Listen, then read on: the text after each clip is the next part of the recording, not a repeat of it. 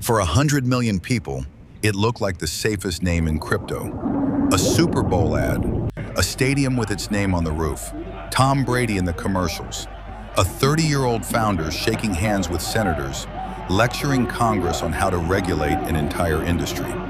At its peak, this company was valued at $32 billion, bigger than most banks you've heard of, trusted by teachers, retirees, and some of the smartest venture capitalists on earth. And then, in 10 days, it was worth nothing. But here's what almost nobody tells you. The collapse you read about in the news, the bank run, the panic, the missing $8 billion, none of that was the real catastrophe. The real catastrophe had already happened, quietly, years earlier, in a private decision, in a few lines of code that almost no one on the planet knew existed. This is the story of FTX, and the single hidden instruction that turned the most trusted man in crypto into one of the biggest fraudsters in American history. November 2019. To understand how $32 billion vanishes, you have to understand the man everyone wanted to believe in. Sam Bankman-Fried, son of two Stanford law professors, a physics degree from MIT, awkward, brilliant, and almost aggressively unremarkable to look at. Cargo shorts, a permanent mess of hair, and a beat-up Toyota Corolla he still drove after making billions. That image wasn't an accident. It was the entire brand. After MIT, Sam took a job at Jane Street, one of the most secretive and profitable trading firms in the world.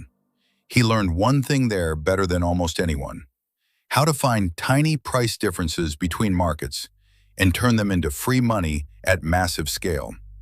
In 2017, he spotted one of those differences in crypto. Bitcoin was trading higher in Japan than in the United States, sometimes 10–15% higher. To a trader, that gap is a gift. Buy in one place, sell in another, pocket the difference, repeat it 1,000,000 times.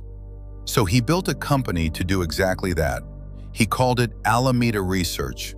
Remember that name, Alameda Research, because everything that follows, the entire catastrophe, comes down to what that company was secretly allowed to do.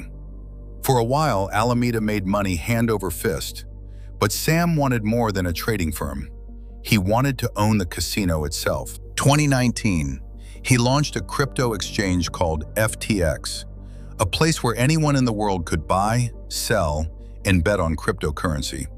Every time someone made a trade, FTX took a small fee. And with millions of traders, small fees become an ocean of money. FTX grew at a speed that even Silicon Valley found hard to believe. In 3 years, it went from a startup nobody had heard of to the second largest crypto exchange on Earth. Sam printed his own coin to fuel it, a token called FTT. Owning FTT gave you discounts and perks on the exchange. And as FTX got more popular, the price of FTT climbed higher and higher. On paper, Sam was now one of the richest people under 30 in history. $26 billion. Then the funding came pouring in, from Sequoia, from SoftBank, from some of the most respected investors alive. In January 2022, they valued FTX at $32 billion. And Sam played the part perfectly. He pledged to give away his entire fortune.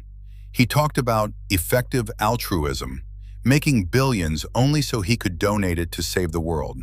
He became one of the biggest political donors in the entire country. He sat in front of Congress and calmly explained how crypto should be regulated. Everyone trusted him. Regulators trusted him. Investors trusted him. And most importantly, millions of ordinary customers trusted him with their savings.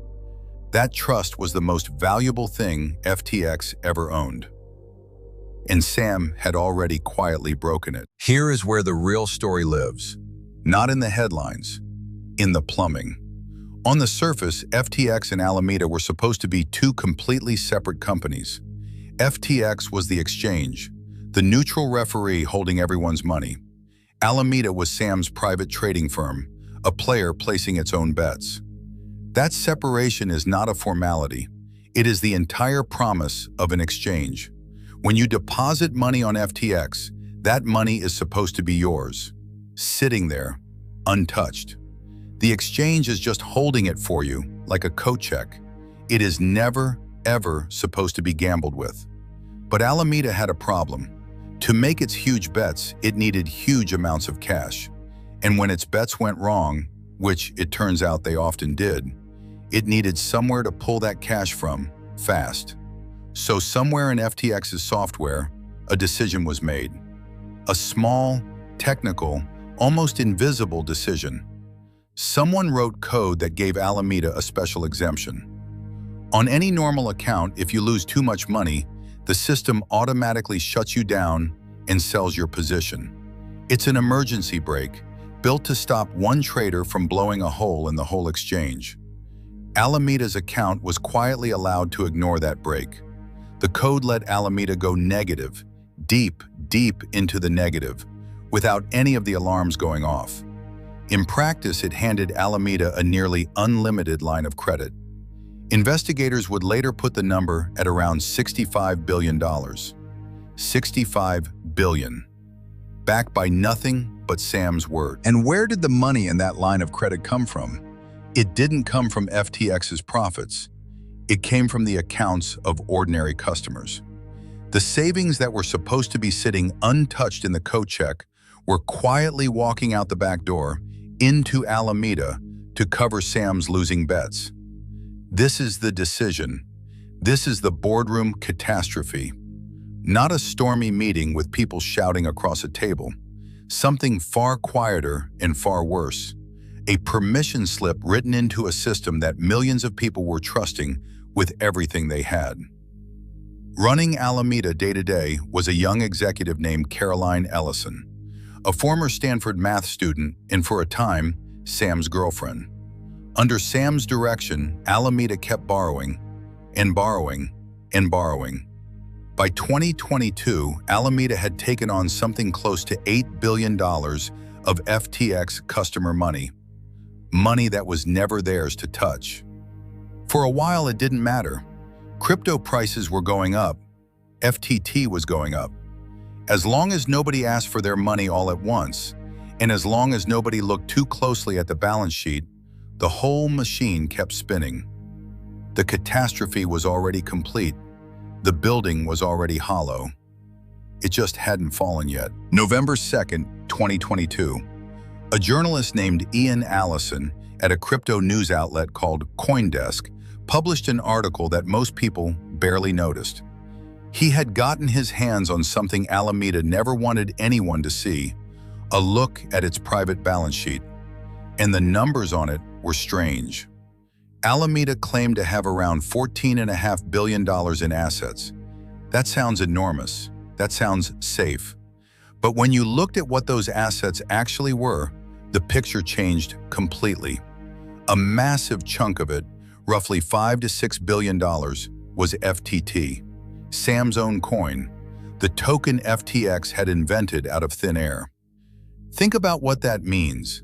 Alameda's financial strength was built on a coin printed by the very company it was secretly tied to. It wasn't cash, it wasn't dollars. It was a number that only had value as long as everyone agreed it did. It was a house propping itself up with a mirror of itself. For a few days, the crypto world quietly digested this. Whispers started. Questions started. Traders who had trusted FTX with their money began to feel the first cold touch of doubt. And then one of the most powerful men in crypto decided to press on exactly that spot. November 6, 2022.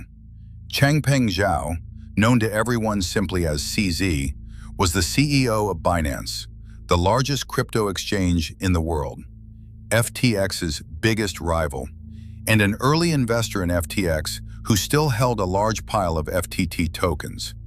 He read the CoinDesk story, he did the math, and he sent a single message to his millions of followers.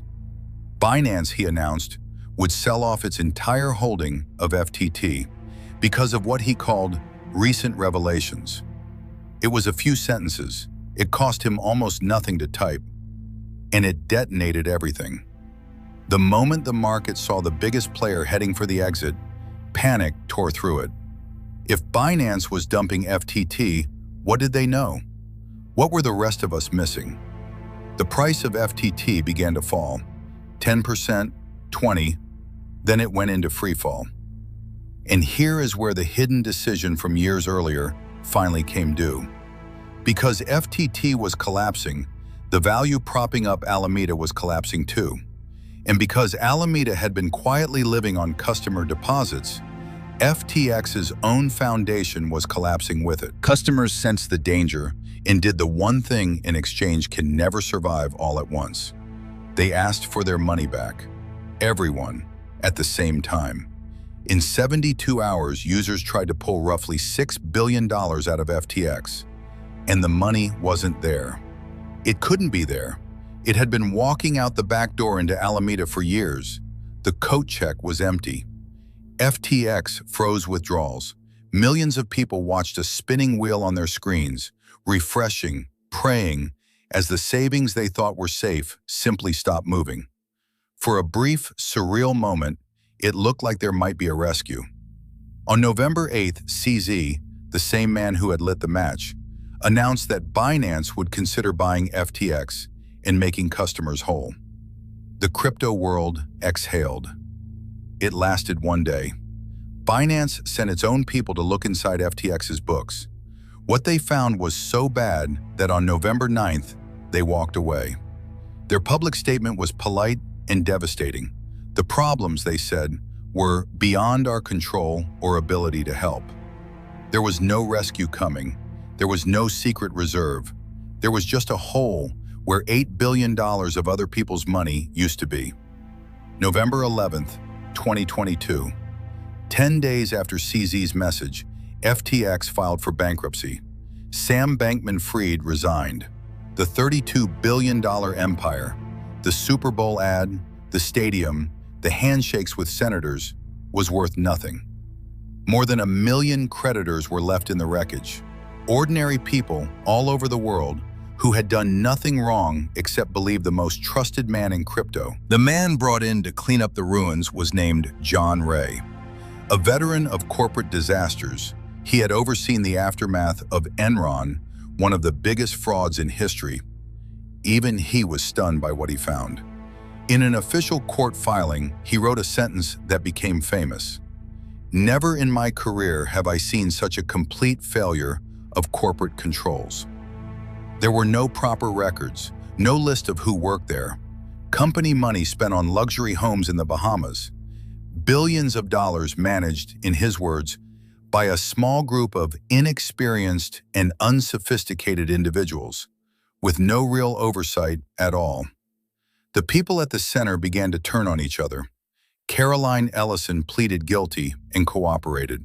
So did Gary Wang, the co-founder who had helped build the systems. So did another top executive, Nishad Singh.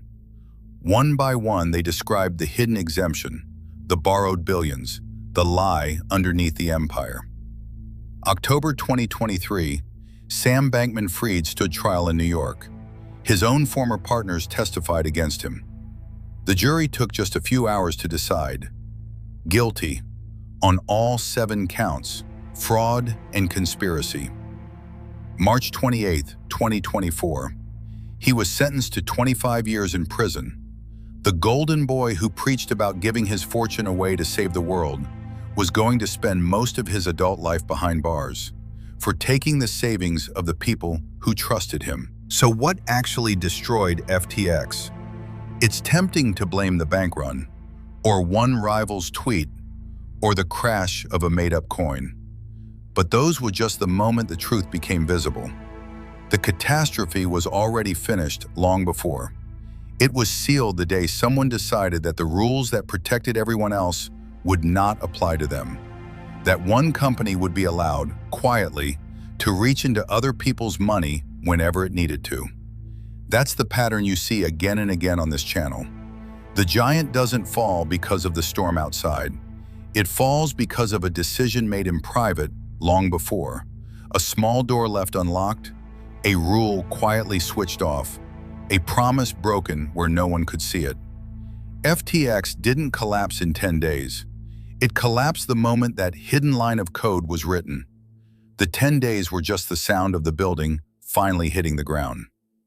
If this story showed you something you hadn't seen before, subscribe, because there are 100 more empires that fell exactly like this one, and we're breaking down every single one. The giants always think they're too big to fall. They're always wrong.